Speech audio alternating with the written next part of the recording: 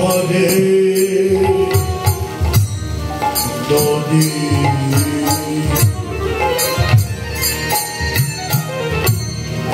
অখিল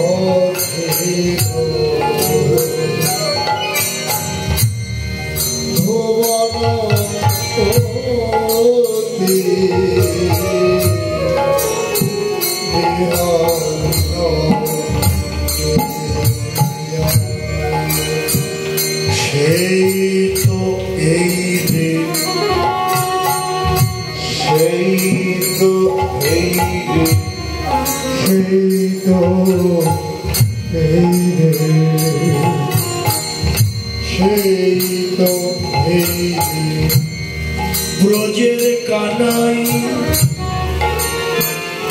নদের নিমাই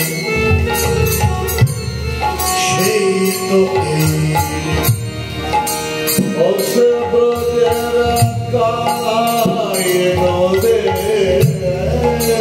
ব্রজের কানাই নদের নিমাই সেই তো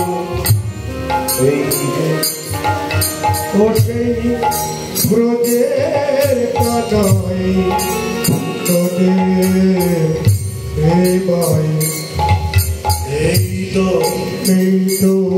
এই রে ও সে ব্রজের কানাই নদের নিমাই সেই তো এই রে সেই লীলা করে রে সেই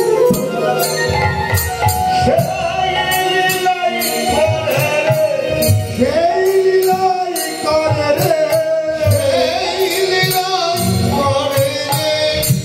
প্রজা বৃন্দাবনে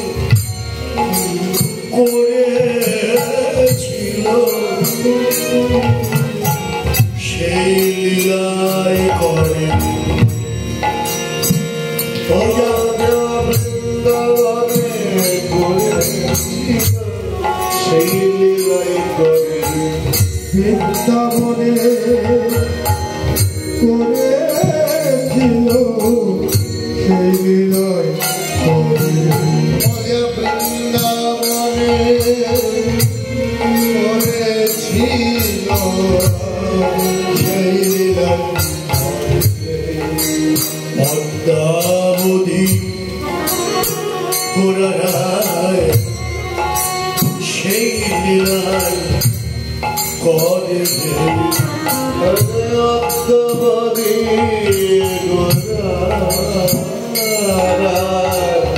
সেই লীলাই করে অদ্যাবধি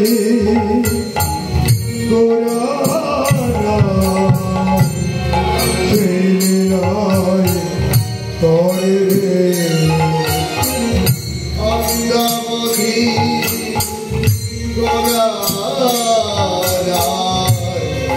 সেই লীলাই করে বৃন্দাবন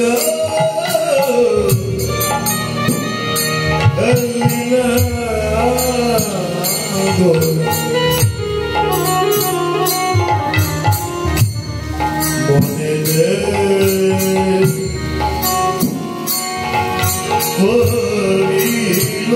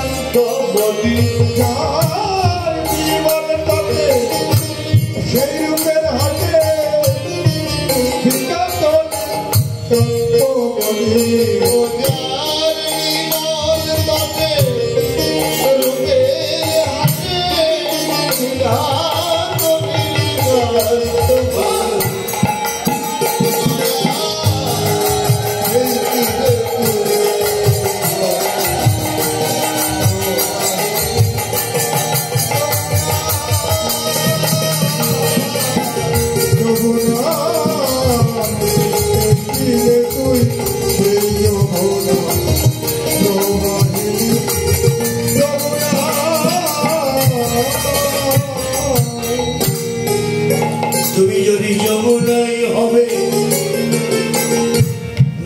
শুনি দুপুরের ধ্বনি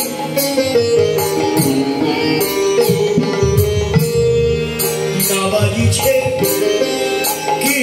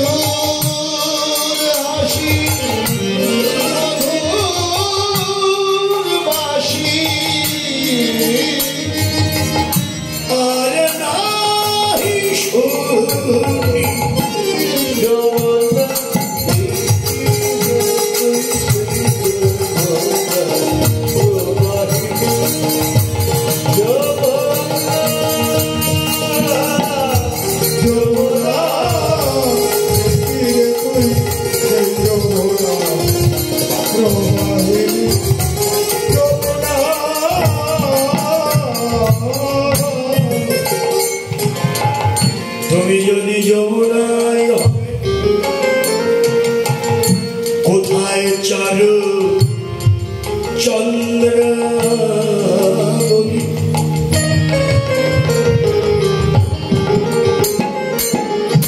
কোথায় রাধা শোনে সেই জল কোথায় চারু চন্দ্র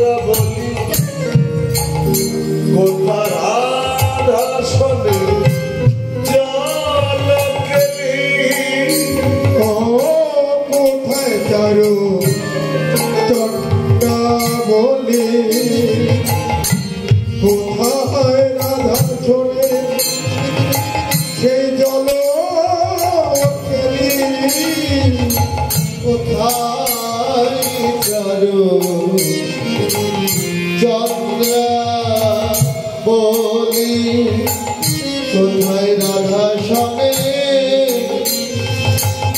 জল কোথায় রাই বিহারি বংশীধারী কোথায় রাই বিহারি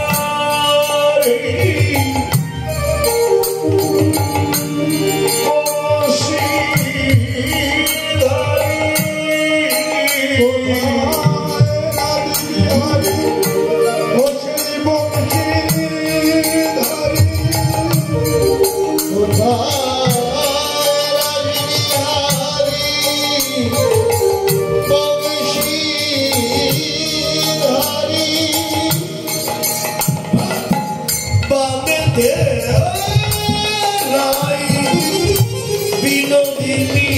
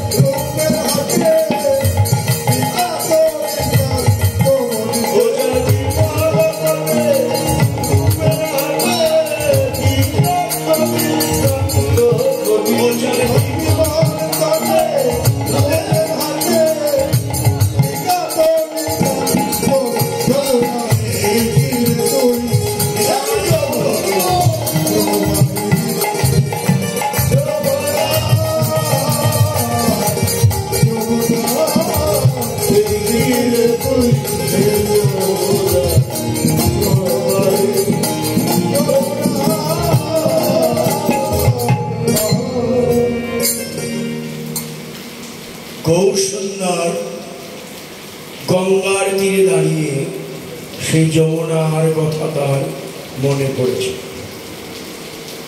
গঙ্গাকেই যমুনা ভেবেছেন। এটা হলো ব্রজভাবে বিভোর। নবদ্বীপে দাঁড়িয়ে সে বৃন্দাবনের কথা আমার গৌরের মনে পড়েছে। তদ্ভাব তদোচিত গৌরচন্দ্রিকা। আমার গৌর হরি গঙ্গাকে যমুনা ভাবলেন। গঙ্গাকে দেখেই যমুনা যমুনা বলে ডাকলেন। নিত্যানন্দ বড় ভাই তুমি কি মহাপ্রভু? নিতাই বললেন, হে নিমাই, যার যে নাম সেই নামে ডাকলে না সে উত্তর দিবে। কি? যার যে নাম সেই নামে ডাকলে না সে উত্তর দেবে। অন্য নামে ডাকলে কি উত্তর দেয়?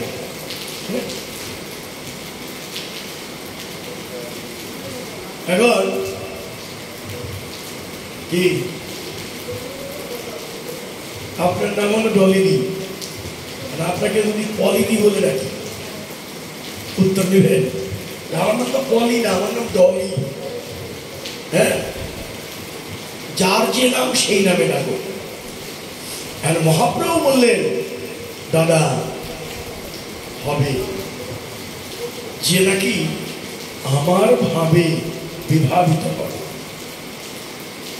আমি যে ভাবে বিভোর হয়েছি, যদি কেউ আমার ভাবে বিভোর হয় তাহলেই এভাবেই সে বুঝতে পারবে যে গঙ্গাকেই যে কেন আমি যমুনা মনে করেছি। আমি নবদ্বীপে দাঁড়িয়েছি, কিন্তু আমার সে ব্রজের ভাব, বৃন্দাবনের সেই ভাব আমার মনে হয়েছে। আচ্ছা, গঙ্গা যদি যমুনা হয় তাহলে বৃন্দাবনের সে বৃন্দাবনটা আমি কিভাবে দেখব? আসে বৃন্দাবনে এখানে কি দিয়ে দেখলেন? নবদ্বীপের চারপাশে গঙ্গার তীর ধরে গুচ্ছ গুচ্ছ ফুলের বাগান। ফুলের বাগানগুলো মহাপ্রভু দেখা মাত্র বুঝেই তো ফুলবন দেখি বৃন্দা, ফুলবন দেখি বৃন্দা, মনের মনের ফুলবন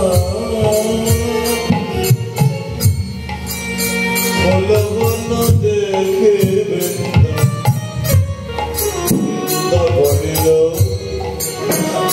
বনের ও সে ফুলবন দেখি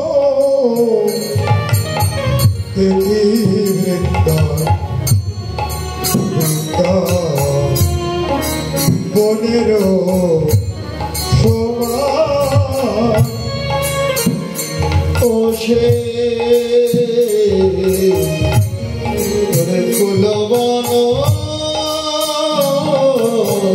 দেখি বৃন্দা,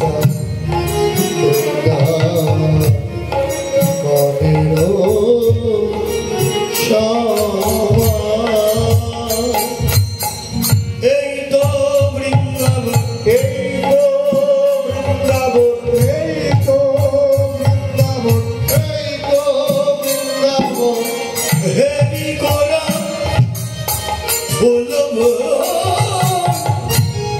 এই তো বৃন্দাবন, এই করা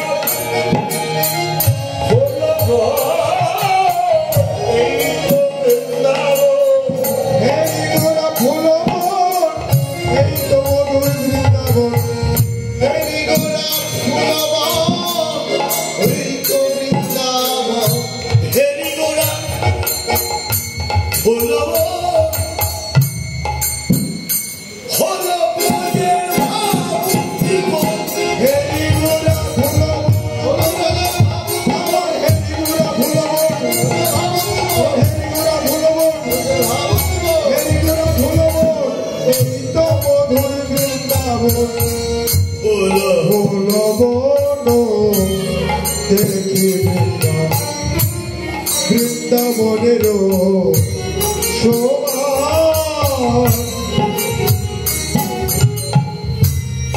ফুলবনকে বৃন্দাবন মনে করলেন।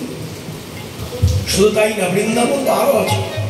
এই তো বৃন্দাবন, এই তো বৃন্দাবন, এই তো বৃন্দাবন, এই তো বৃন্দাবন, যেখানে হয় হরিনাম সংকীর্তন, সেই তো মধুর বৃন্দাবন। যেখানে হরিনাম সংকীর্তন, সেই তো বৃন্দাবন, যেখানে হরিনাম সংকীর্তন, সেই তো মধুর বৃন্দাবন। আরে যেখানে হরিনাম সংকীর্তন, সেই তো বৃন্দাবন।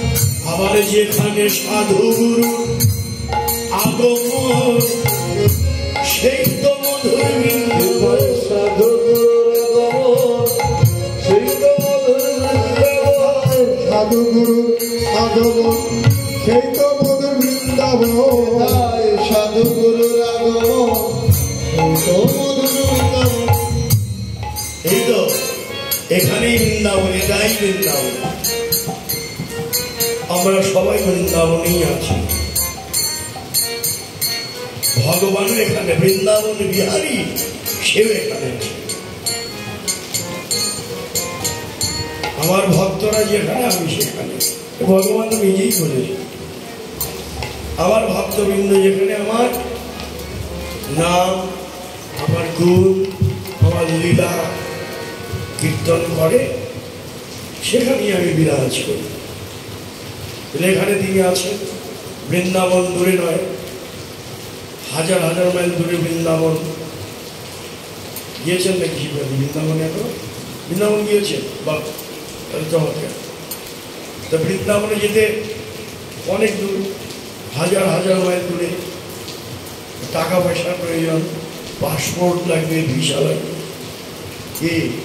আমার সামর্থ্যও লাগবে, সব কিছু লাগবে। তারপরে না বৃন্দাবন দর্শন। এটা আমার টাকা নাই, আমার পাসপোর্ট নেই, ভিসা নেই, আমার কিছুই নেই, আমি কি বৃন্দাবন যেতে পারবো না? পারবো। হৃদয়ের ভক্তি, বিশ্বাস অন্তরে থাকলে আমি যেখানে বসে আছি, এটাই মধুর বৃন্দাবন। হৃদয়ের ভক্তিটাই হলো। দূরে গিয়েও কোনো লাভ হয় না। আমার গুরুজি এ কথাটা বলেছে, আপনারা নাম শুনেছেন, দেখেছেন, আমার সেখানে দেখেছেন।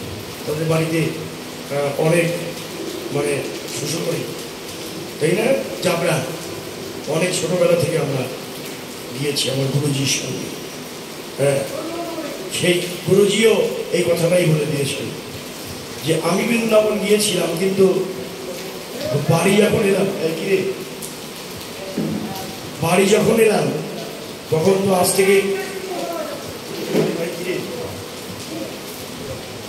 যে তখন তো এত ঘন ঘন বৃন্দাবন দূরে ভারতবর্ষেই কম যাওয়া যেত। এখন যেমন একেবারে একদিন গিয়ে একদিন চলে আসা যায়, যাতায়াত ব্যবস্থা ভালো হয়ে গেছে। আগে এত ছিল না, আজ থেকে 30-35 বছর আগেও এতটা যাতায়াত ছিল। হঠাৎ কেউ যেত। আমার গুরুজি যখন গেল, তখন আমাদের গ্রাম থেকে উনি একজন প্রথম বৃন্দাবন গেল। ফিরে এলে তো সবাই গিয়ে দেখতে গিয়েছে। হায় বৃন্দাবন দেখে এলো, গ্রামের সবাই ছুটে গেল। এর মধ্যে আমার গুরুজির বয়সে বড়, তার নাম ছিল গঙ্গার মা। বয়সে বড় মেয়ের নাম গঙ্গা, গঙ্গার মা নামে পরিচিত। ওই গঙ্গার মা ছুটে গেলেন, নিতাই, ও নিতাই, তুই তো বৃন্দাবন থেকে এলি, আমার জন্য কি এনেছিস? আমার জন্য কি এনেছিস? অমনি আমার গুরুজি ওই ব্যাগের থেকে, ঝুলির থেকে ব্রজের ধুলি এনে গঙ্গার মার হাতে দিল। এই নাও, তুই ব্রজের ধুলি এনেছি। গঙ্গার মা কি করলো জানেন? ওই বৃন্দাবনের ধুলিটুকু হাতে নিয়ে নয়নের জল ছেড়ে দিল। এত ভক্তি। বৃন্দাবনের ধুলি আমার গুরুজির উঠোনে তুলসী গাছ ছিল, তুলসী বেদি তুলসী তলায় ওই ধুলিটুকু ছিটিয়ে দিয়ে অমনি গঙ্গার মা নয়নের জল ছেড়ে দিয়ে ওই বৃন্দাবনের ধুলায় গড়াগড়ি দিলে।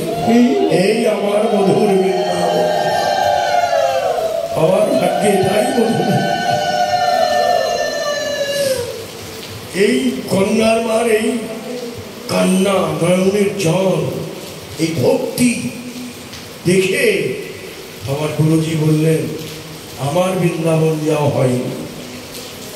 আমি বৃন্দাবন গিয়ে যে ভক্তি আমার এর চেয়ে শতগুণ বেশি ভক্তি এই গঙ্গার মার দেখলাম। তার নয়নের জল এবং ভক্তিতে আমি বুঝতে পারলাম বৃন্দাবন দর্শন গঙ্গার মারি হয়েছে, আবার হয়।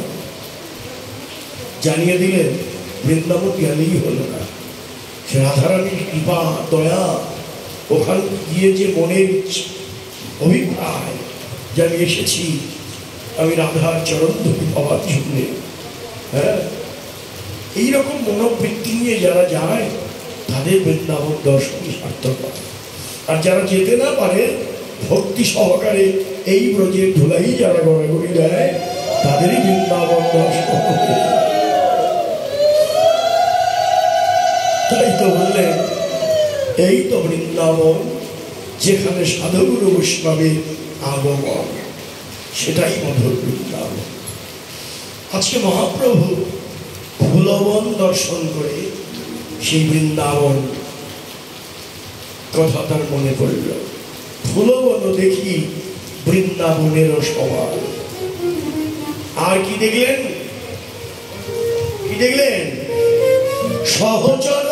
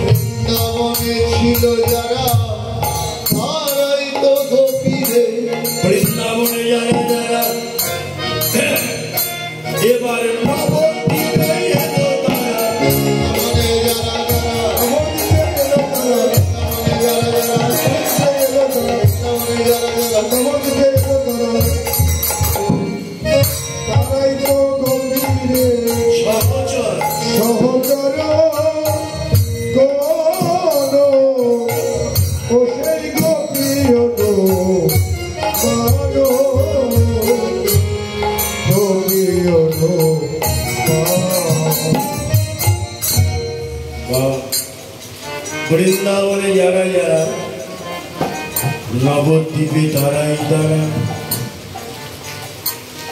কিন্তু বৃন্দাবনে তো গোপী,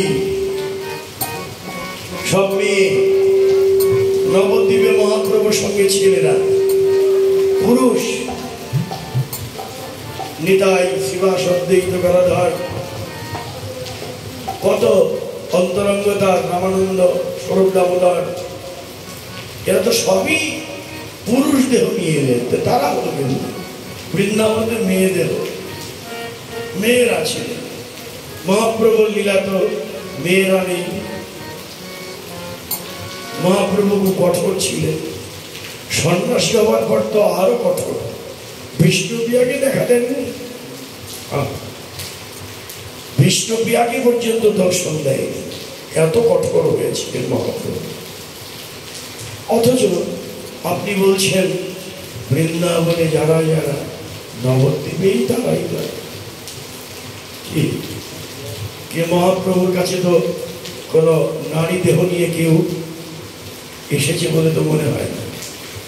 শিবাসের আঙ্গিনায় অন্তরঙ্গ লীলারসে বিভোর থাকতেন মহাপ্রভু, নাম করতেন শিবাসের আঙ্গিনায়। শিবাসকে বলতেন, শিবাস দরজাটা বন্ধ করে দেওয়াই ভালো, অনধিকারে যদি কেউ ঢুকে পড়ে তাহলে তো বিপদ হবে। অন্তরঙ্গ যখন, তখন দরজাটা বন্ধ করে দাও। মহাপ্রভু অন্তরঙ্গ ভক্তদের নিয়ে প্রেমে, নামে প্রেমে বিভোর থাকতেন, ভাবে গদগদ হতেন। কিন্তু একদিন হলো কি, মহাপ্রভুর ভাব আসে না, যতই নাম করে ভাব আসে না। শিবাসকে বললেন, শিবাস কি হলো? প্রত্যেক দিন নাম করতে করতে আমি ভাবে বিভোর হই, কিন্তু আজকে আমার ভাব আসছে না কেন? দেখো তো এখানে অন্য কেউ এলো কিনা, ঘর তো আটকানো, কে আসবে? তবু শিবাস খুঁজতে লাগে, দেখি কেউ আছে। খুঁজতে খুঁজতে ঘরের এক কোনায় একটা ছুরিটা ঢাকা, মানে উপর করা না, ঢাকা আছে। এখন ওই ঝুড়িটা দেখে শিবাস গিয়ে ঝুড়িটা যখন উল্টালেন, হায় হায় এ কি সর্বনাশ! এই ঝুড়ির মধ্যে বুড়ি বসে আছে, ঝুড়ির মধ্যে বুড়ি, সে যেন যেন বুড়ি নয়, একেবারে শিবাসের শাশুড়ি। শিবাসের শাশুড়ি গিয়ে বসে আছে। অর্থাৎ শিবাসের শাশুড়ির ইচ্ছা যে মহাপ্রভু যে অন্তরঙ্গ যে লীলা, যে ভাব, এগুলো আমি দেখতে চাই, কিন্তু আমি তো ওখানে যেতে পারবো না, আমি লুকিয়ে লুকিয়ে দেখব। ওই ঝুড়ির মধ্যে থাকবো, ওখানে ওই ঝুড়ির ভাগ ফকর দিয়ে আমি মহাপ্রভুর ভাবাবেশ আমি দর্শন করব। ধরা পড়ে গেল। এবার কি করবে? শিবাসের শাশুড়ি বলতে তো স্বয়ং মা, শাশুড়িও তো মা, কারণ মায়ের জ্ঞানে তাকে তার কোনো কথাও বলা যায় না।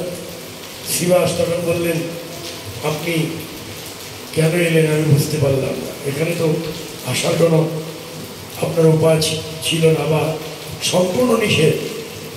অন্য কোনো লোক হলে তো কি করতাম আমি নিজেও জানি না, তবে আপনি যেহেতু আমার শাশুড়ি মা, আপনাকে বিনয়ের সঙ্গে বলছি, এখান থেকে আপনি চলে যান। দেখেন, শিবাসের শাশুড়ি থাকলেই বা কি বার্ধক্য, হ্যাঁ, মহাপ্রভুর লীলা দর্শন হচ্ছে না, এটা শাসন। ওই জন্য আজকে শাশুড়ি মাকে প্রশ্রয় দিলে পরের দিন আবার হ্যাঁ, এই জন্য সাবধান থাকাই ভালো। এই জন্যে মহাপ্রভু কঠোর ছিলেন যে না, হবে না। অর্থাৎ জানিয়ে দিলেন যে মহাপ্রভু যখন সন্ন্যাসী হয়ে যান, কত ত্যাগ। বিষ্ণুপ্রিয়ার কথাটা এলো, বিষ্ণুপ্রিয়া কেঁদে কেঁদে আগুন হয়েছিল। হ্যাঁ, মহাপ্রভু যখন সন্ন্যাসী হয়ে যান, বিষ্ণুপ্রিয়াকে ছেড়ে যান, এটা ভুল। বিষ্ণুপ্রিয়াকে ছেড়ে যাননি, মহাপ্রভু বিষ্ণুপ্রিয়ার কথা পালন করেছেন, বিষ্ণুপ্রিয়ার ইচ্ছা পূর্ণ করেছেন।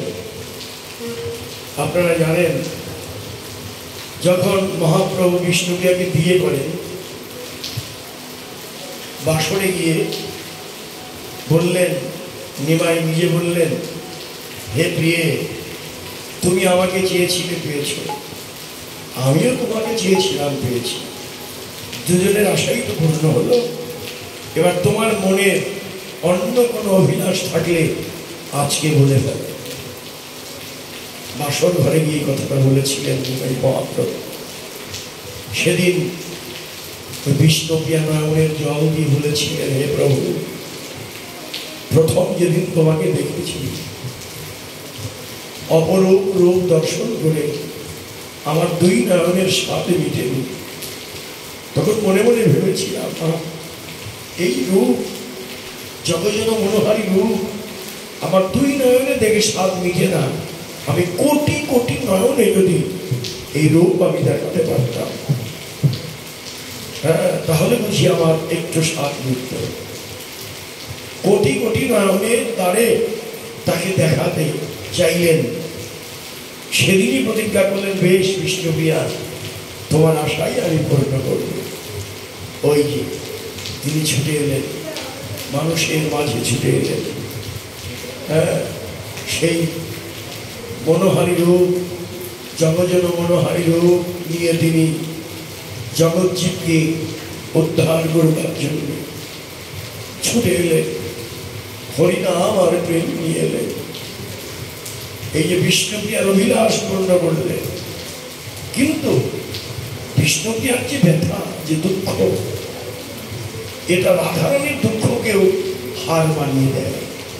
কারণ রাধারানী কৃষ্ণ যখন বৃন্দাবন ছেড়ে মথুরায় যান, মথুরায় তাকে দেখবার মতো অনেকেই ছিল, তাকে ভালোবাসবার মতো অনেকেই ছিল, কিন্তু মহাপ্রভু যখন সন্ন্যাসী হয়ে যান, তাকে দেখবার মতো কেউ ছিল না। ছিন্ন কণ্ঠাধারী কৃষ্ণ বলে কেঁদে কেঁদে কখনো কর্মাকৃতি, কখনো খর্বাকৃতি, দেয়ালে সর্বাঙ্গ ঘষে রক্তাক্ত হয়েছে।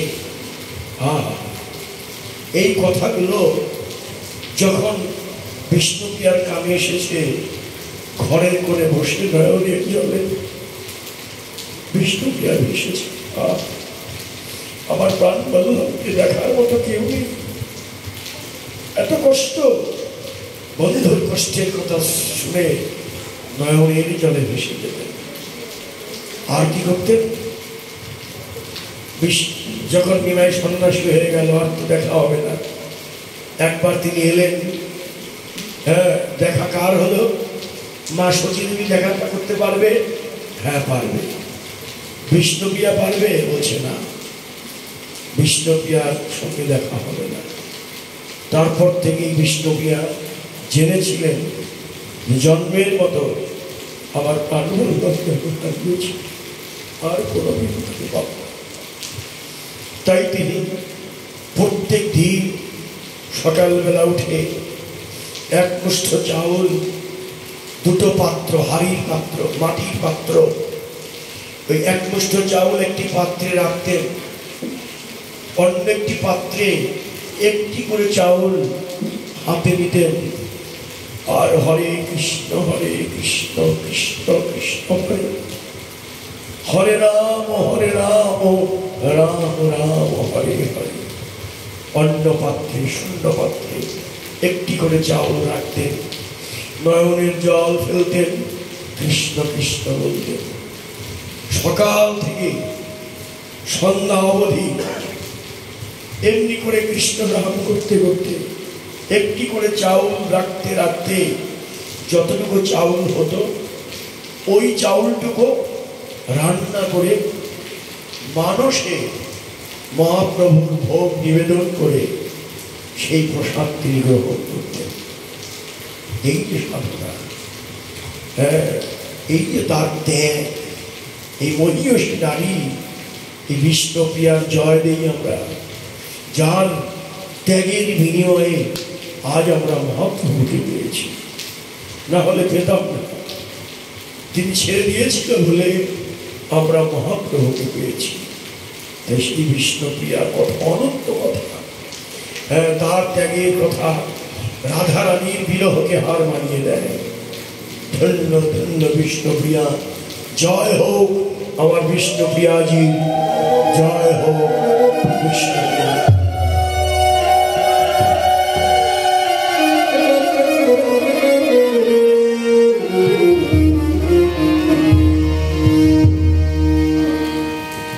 আজ মহাপ্রভু এত কঠোর, কিন্তু সেই মহাপ্রভুর কথা বলতে গিয়ে বললেন,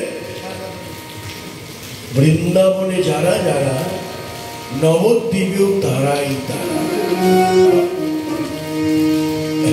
হবে না কেন?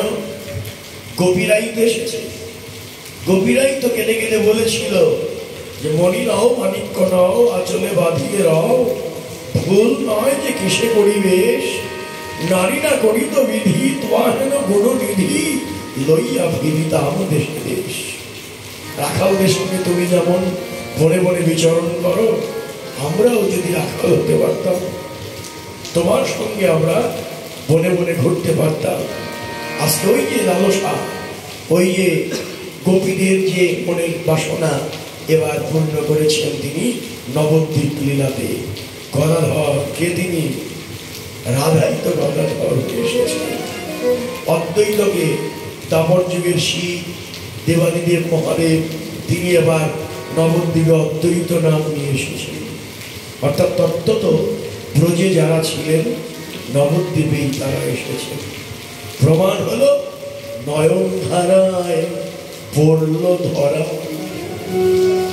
বৃন্দাবনে যারা যারা, নবদ্বীপে তারাই তারা, ধরা পড়ল তাদের নয়নের জল, নয়নের জলে ভেসে যায় তারা। তাই তো সহজর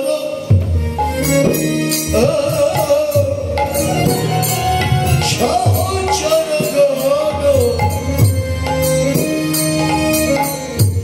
কপিয়ন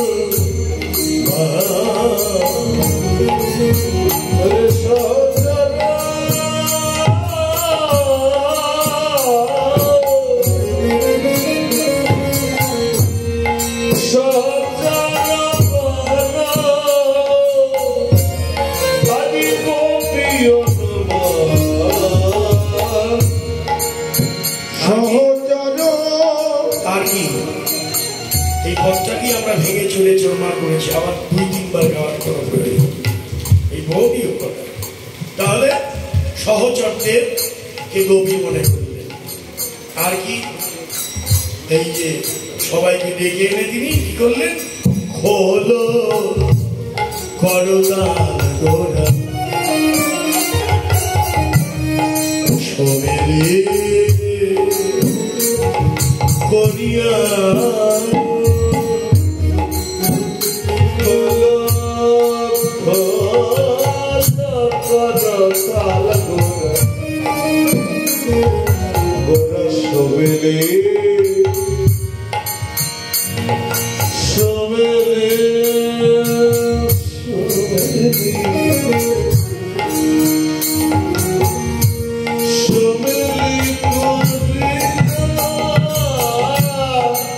তার মাঝে নাচে গোরা শ্যাম জয় জয় হিয়া, তার মাঝে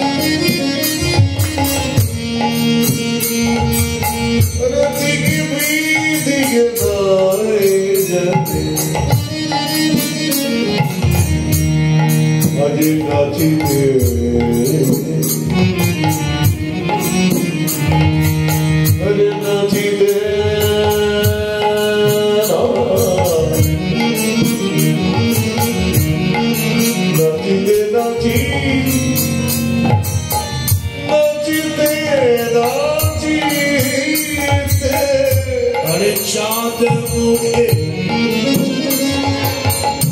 হরি বলে কাঁদিতে কাঁদিতে হরে চাঁদ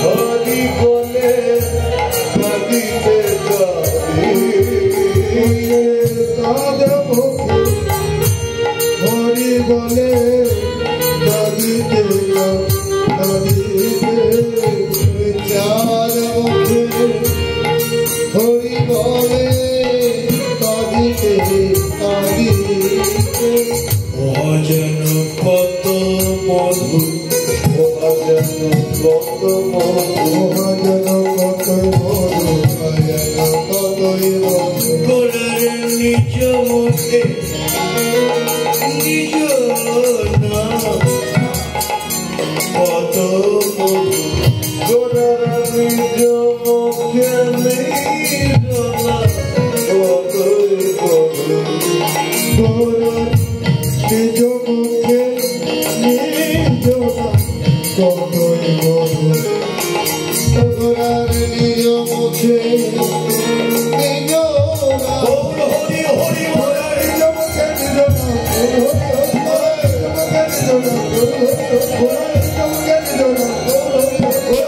মুখে নিজ নাম কতই মধু চাঁদ হরি বলে কাঁদিতে কাঁদিতে গৌর কখনো নাচে কখনো কাঁদে নেচে নেচে কেঁদে কেঁদে কি দিলেন তিনি আমাদের গোলকের প্রেম গোলকের প্রেম ধন দিল সবারে যাচিয়া হরে গোলকের প্রেম